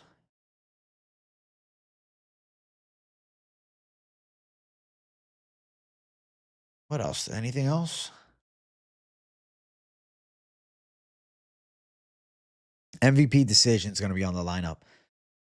MVP is the masses pick. I know most of you guys are against me with my underdog call.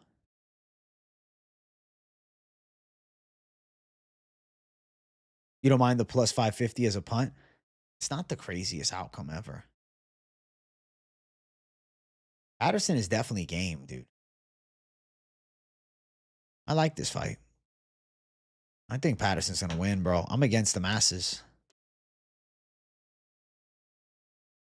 Bro, but the grappling game of Patterson is better than Holland's. They all doubted fucking Patterson. Hey, we'll see if he can do something. We'll see if he can do something. Hey, W Finch, man. What's up, bro? Hey, tell the people, hit the like button. Chat, we hit 100 likes. I'm doing my members only stream after this. If we get 100 likes live. So smash the likes if you want to continue the convo into members.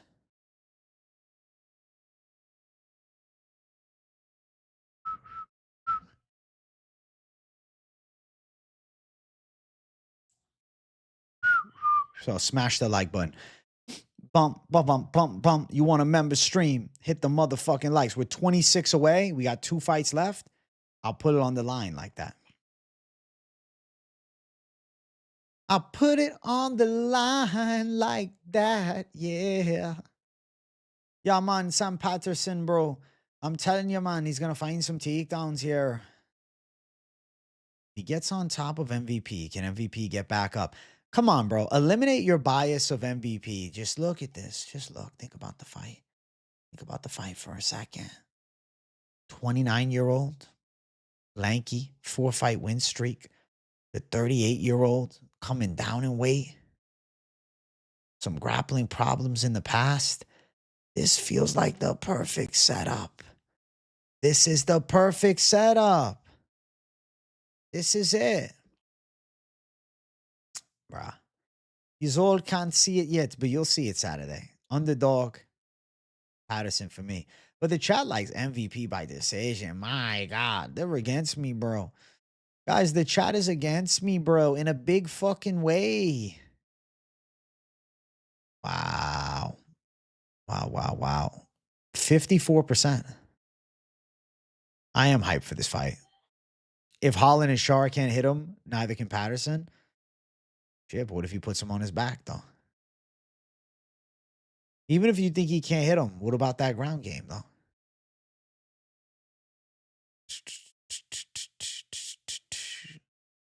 Bro, but Patterson has a good-ass ground game. But Patterson can also crack on the feet, though. Like, he's got some heavy hands. I don't think picking Patterson is D-Gen, bro. It doesn't feel D-Gen at all. It just seems like a pick. I think picking Austin Lane is D-Gen.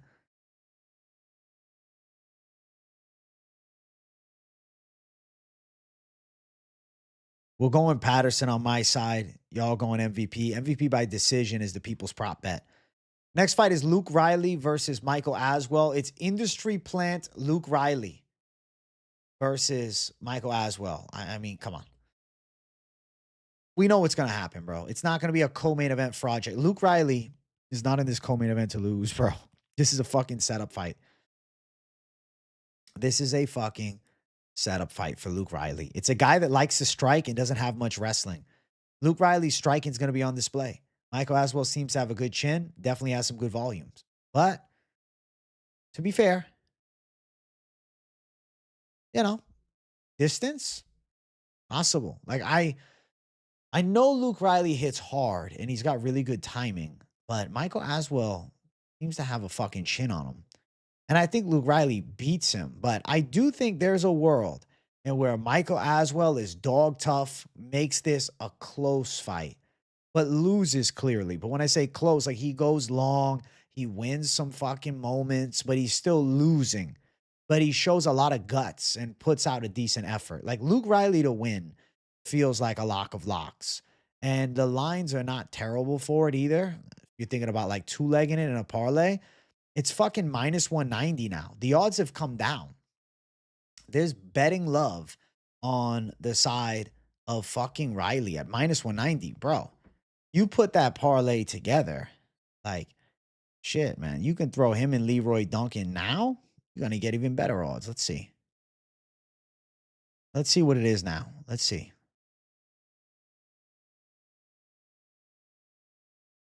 Luke Riley, I'm seeing minus 210.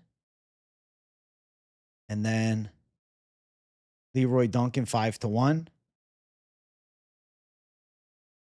Bro, I'm looking at minus 130.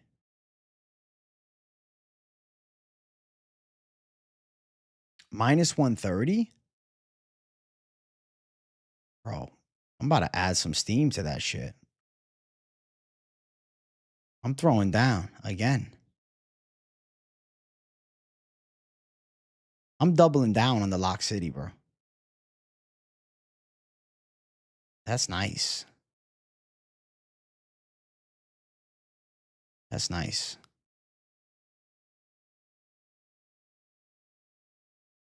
That's solid.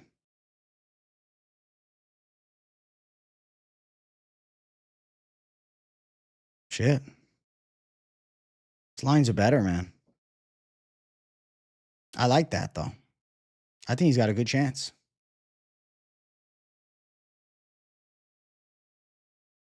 Shit. Solid. Now, how do you pick it?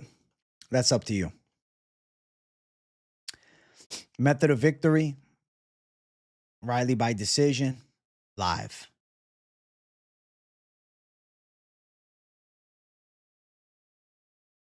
Riley by decision. Live.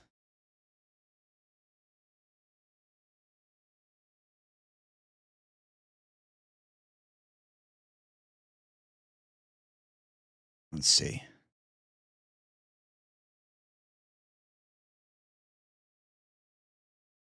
Riley to win by decision plus 125. Riley KO plus 185. Bro, my favorite fighter changed at such a rapid rate. It's hard for me to make that pick. It's like recency bias galore. I'll give you my favorite fighter on each card. My favorite fighter on this card, say Sam Patterson.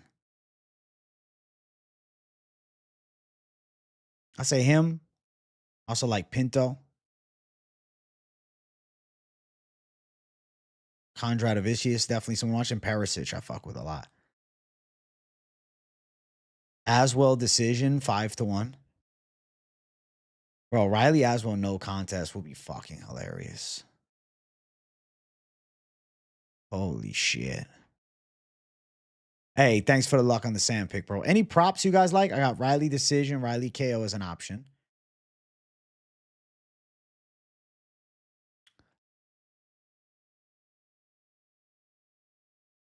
I don't think he's getting a sub. Maybe you throw Aswell decision out there. It's for a DJ lay if you're on the other side.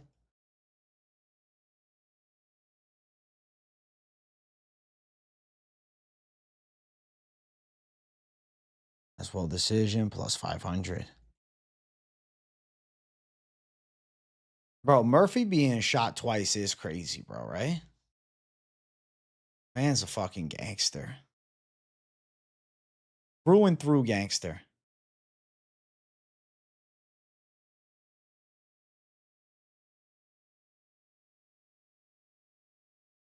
All right, all right. Dude, no contest would be fucking hilarious, yo. I hope not. Luke to win over 1.5, minus 160. That's low-key kind of nice. But if you get minus 190 on the money line, what if you knocked him out in the first? You pick. It's not like mid-to-back Orabai, you know? Luke Riley's looking to knock people out. Luke Riley looks to sleep people. That's his whole fucking style. All right, chat. We're at 81 likes. Let's run the stream up to 100, man. I want to get 100 before we finish this stream. I want 100 J before we finish the stream.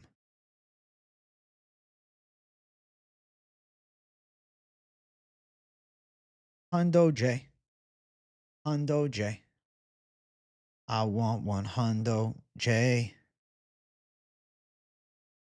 Yeah, man, I want 100 G.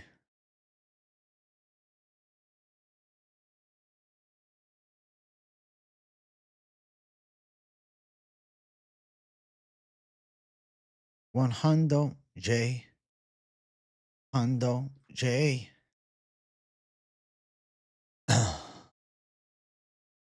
People in Discord going to bat saying Evloev is natty. Bro, I'm going to have to look at this Discord.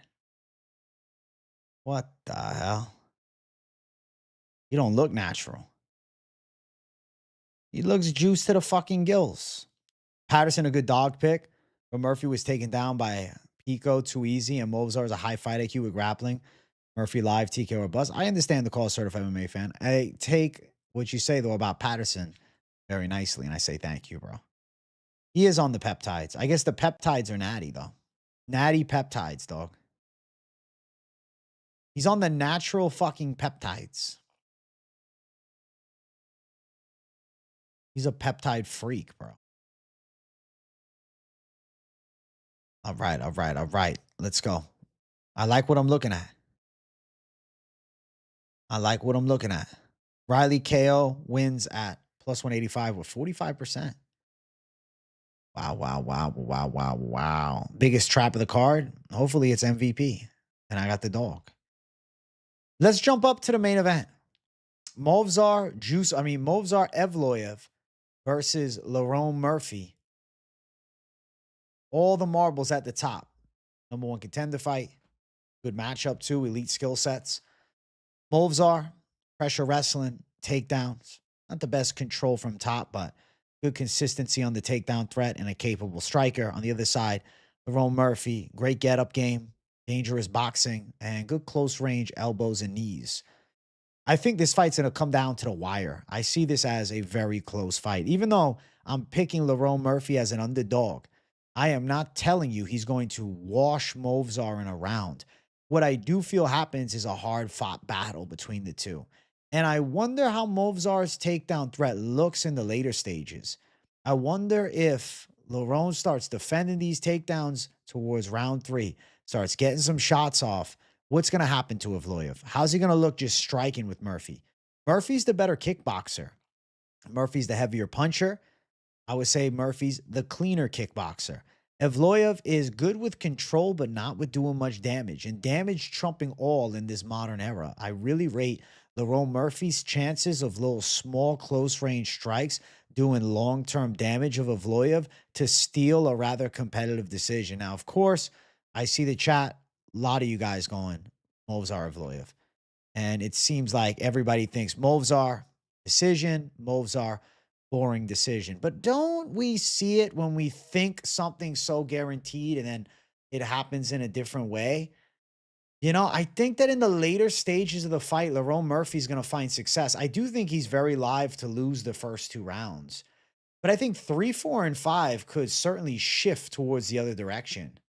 AJ, check this out for the main event. Let me see. Just got done rewatching Murphy's career, and he's so weirdly easy to take down, like zero resistance when you're on the hips. So easy to get to the hips. Some good get-ups and reversals on lesser fighters. Hard to imagine Movsar fumbling a masterclass. The MMA guru take. Thank you for that, Swerve. What do I think about the MMA guru take here? He's picking against his own.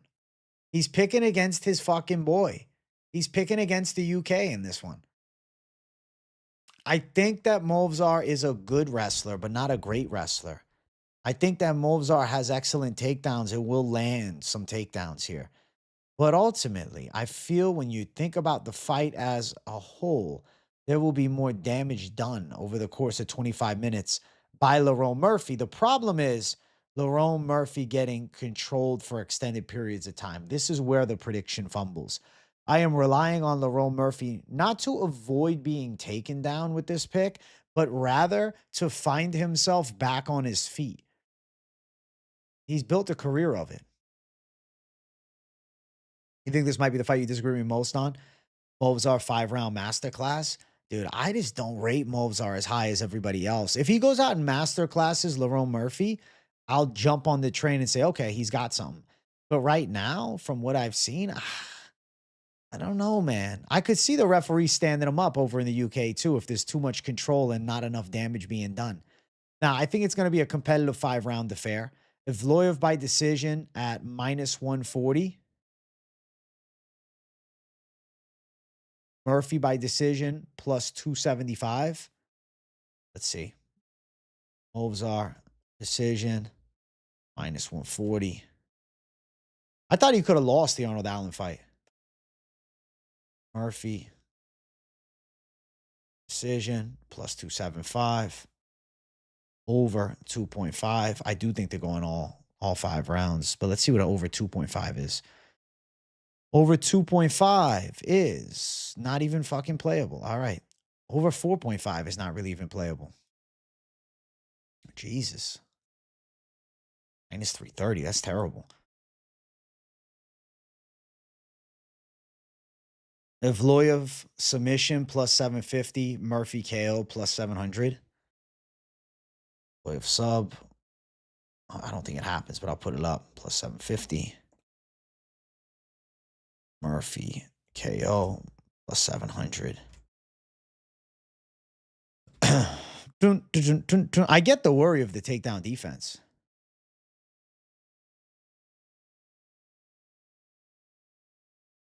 I mean, the Diego fight was close, though. And to be fair, Diego came in on like fucking days' notice. Arnold Allen got hurt bad in round 2. He hit him with that nice stance switch straight. I see it, bro. I see it. I think I just believe more in the Murphy side. But I understand the worry is the terrible instincts on defensive wrestling. It's 100% fair. It's 100% fair.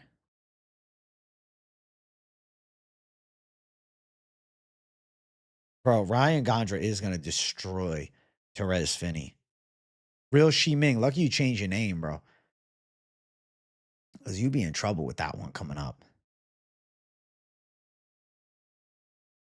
I think Evloev and Murphy's a competitive fight with the edge to takedowns, obviously favoring the side of Movzar. With the edge to damage favoring the side of Lerone Murphy. It's going to come down to the defensive wrestling over the longer period of the fight and the get-up game of Lerone Murphy. I think that's going to be everything. It's not about round 1 or 2. It's about 4 and 5, really.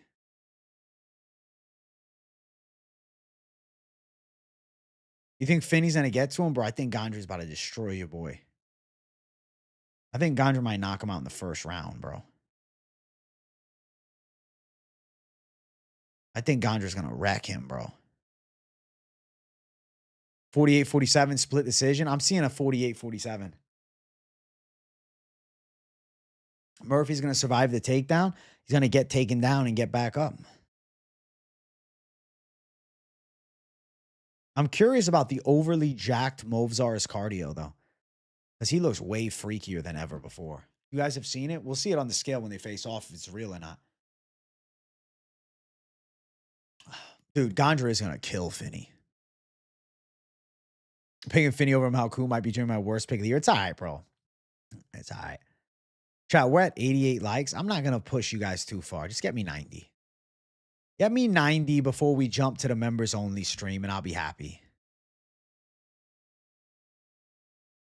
I said the same thing about Max. Now there's an even bigger disadvantage. I don't know if that's true, if it's a bigger disadvantage.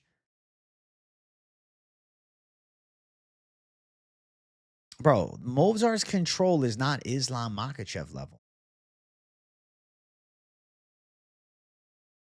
I cannot flip, bro. I believe in the miracle, man. Fight I'm most looking forward to are the next few weeks. Van Tyra.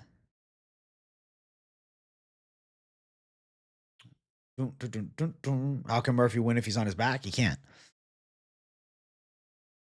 Santos is fucking good, though. Santos underrated. Low-key, Santos is a future top 10 guy, I think. I've never seen a Movzar fight. Okay. Ooh.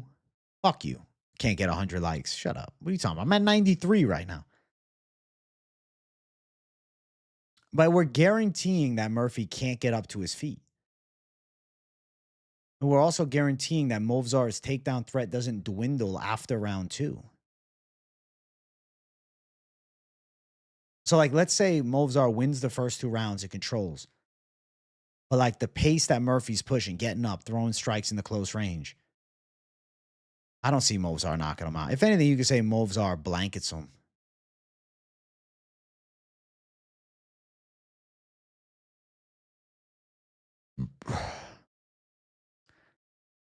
I mean, Evloev was getting hurt against fucking Arnold Allen round 3.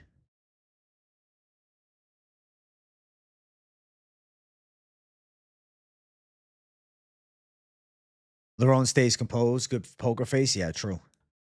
He will stay composed. Tyra fight week. Van's witnesses will be switching Saturday morning. We'll see. His muscle's going to fill up quick with the lactic acid. I feel like he's coming in the best shape of his life.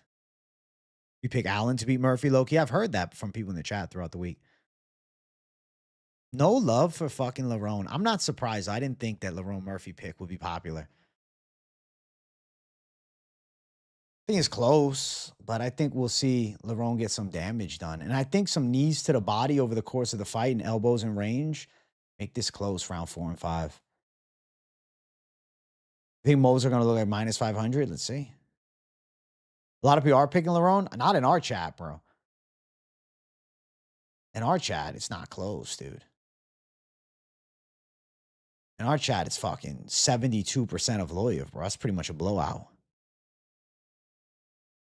Evloev is the chat's call all day. Hey, W Paku. Would work with the old man. That sounds fantastic, man. We're going to find out everything, bro. Is Movzar really that motherfucker? If he beats Lerone Murphy, him and Volk, beautiful. The chat is smart, Jay. I appreciate it.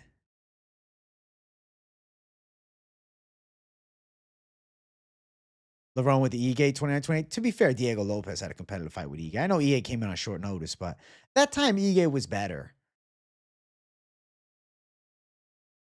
Decent win against Barboza. He out-volumed the hell out of him, though. W to pick him for 22 months of membership. Murphy beat Emmett 48-47. To be fair, though. To be fair, Emmett was actually good back then. Emmett fell off hard. I don't know what the fuck happened to him. After that fucking Zalal fight, it was over.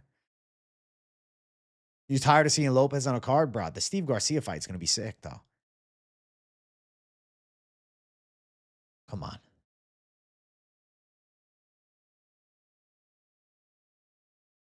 Emmett was never that good. He was always just a dog.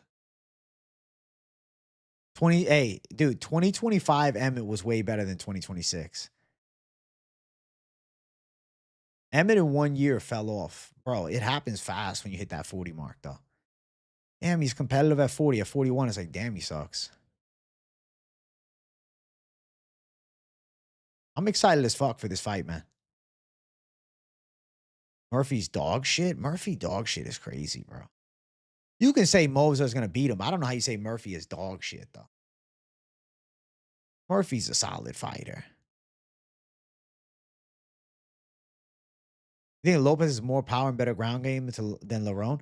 I think Lerone is a more tactical striker. I think he does more effective damage. I think, like, yeah, Lopez has the bigger blitzes, but Lerone is more skillful. You don't think Murphy top 5? I feel like a lot of people don't think he's top 5. I guess we're going to find out. Is Lerone Murphy just a miracle to even be in the top 5? To even be in this fight?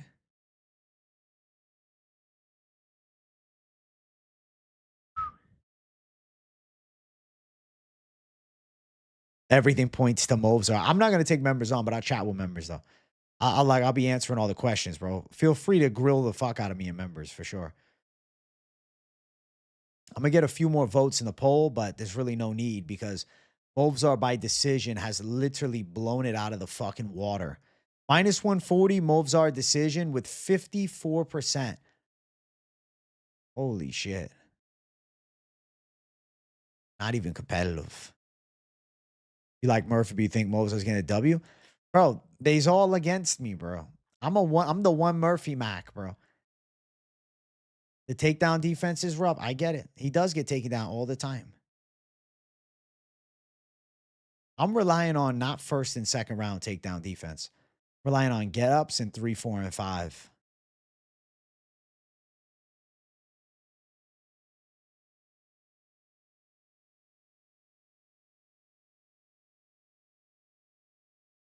Hey, now we're at 99 likes. We'll do a member stream, though, for sure. We'll do members. We're at 99. We're going to hit 100. We'll do members. We'll go after it in members, dude. I have to do a member stream. 20-0 Evloev. Let's see.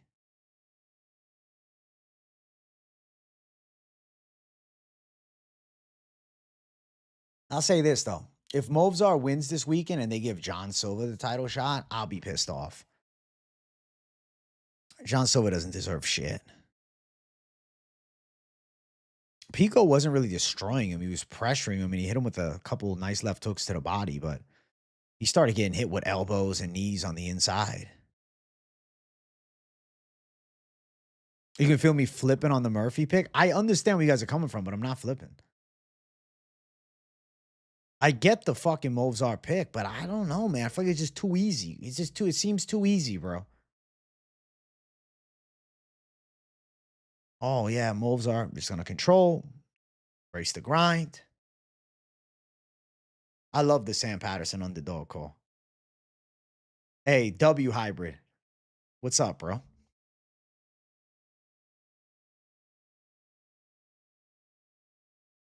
Bro, I really think Sam Patterson is going to be a savage.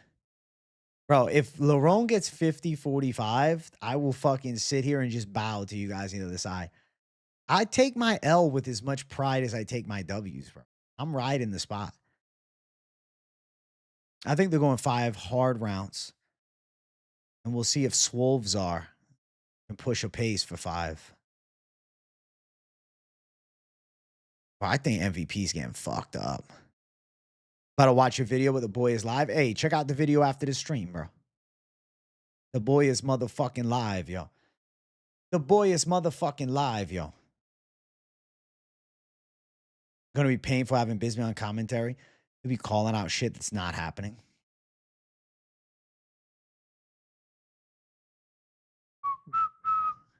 I mean, Movzar fights like once a year. Movzar fights like once a year. Murphy fights too. Bro, Kimbo Slice 2010, bro. Murphy is carrying that fucking Kimbo Slice torch, bro. He's just born to fight. I can't go 1-7 on main events, bro. Fuck it. Then I'm gonna get a win and go 2-6. Us taking Sam is crazy to most people, but Sam has a good ass chance. I follow him. He's so locked in. I'll tell you this, bro. My confident underdog, my underdog lock, there's a reason it's not Murphy. I went fucking Sam because that's the one I feel best about. I really like his chances a lot. It's like I just see a clear pathway. And he's not dealing with a savage wrestler on the other side. I get it. Is Murphy going to get Raul Rosas? I guess we'll find out.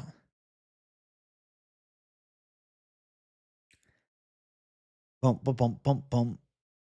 Bro, I might have a bad main event record, but I'm still fucking absolutely killing it with co-main events. I'm 6-1 on co-main events. I'm a co-main event Mac, bro. And Luke Riley is gonna fucking deliver a beautiful W. You bet Al-Selwady at -105. I wish you luck, pick him. Bro, they're not doing no fucking Diego Lopez Vogue trilogy for God's sake. Over 3.5 rounds? Possible. Sadly, the trolls and the fight campaigns only care about the main event. It's good entertainment, though, bro. It's good entertainment. I am the co-main event king. Dude, I don't think Luke Riley's losing. John Gooden all day is going to be rough. I don't mind John Gooden. He's not bad. He's not fucking John Anik or even Fitzy, but he's all right. AJ, the commentary king. Mike O'Donnell knows what's up. Listen, guys, I'm going to do a members only stream. I'm going to set the members stream to start in 5 minutes. So I will continue this conversation for 5 more minutes on this stream. And then I will be transitioning to a members only live. And we'll do a good, 20 to 30 minutes member stream. But if you're not a member, you still can check some shit out.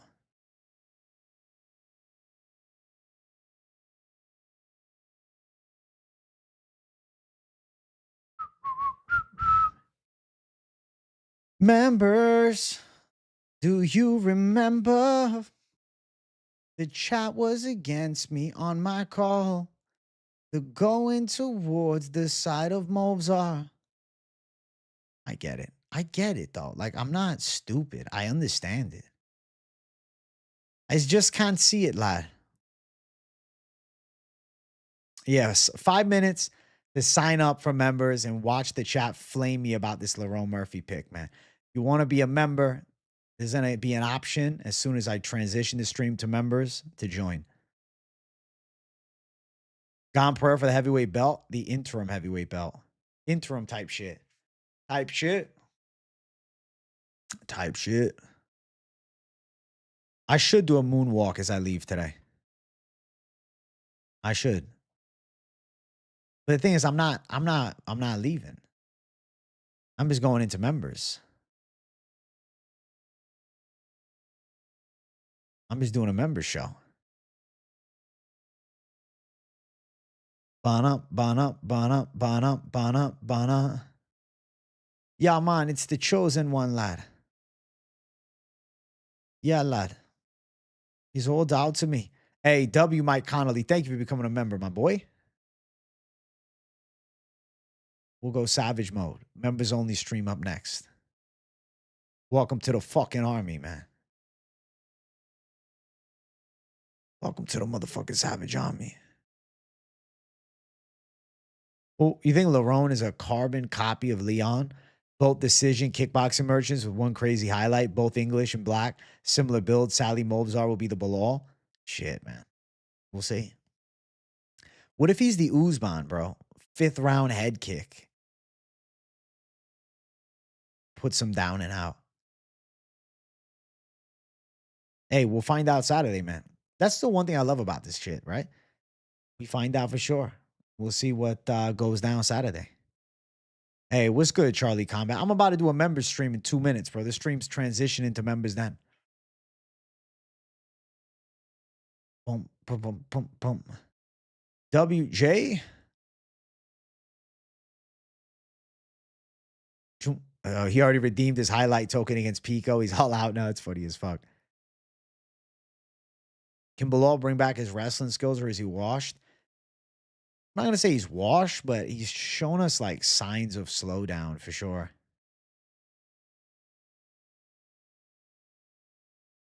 W stream. Hey, thank you, Brayden. Hey, I'll also have the timestamps for this stream up after members. I'm going to do members first. Honduras won't let you pay it, bro. I don't know, like through YouTube. I don't know how I could get you in through like not paying through YouTube's thing, you know? It's like they specify the link for like the YouTube membership, you know? I'm pretty sure they have YouTube premium there and shit. I feel like you should be able to get it.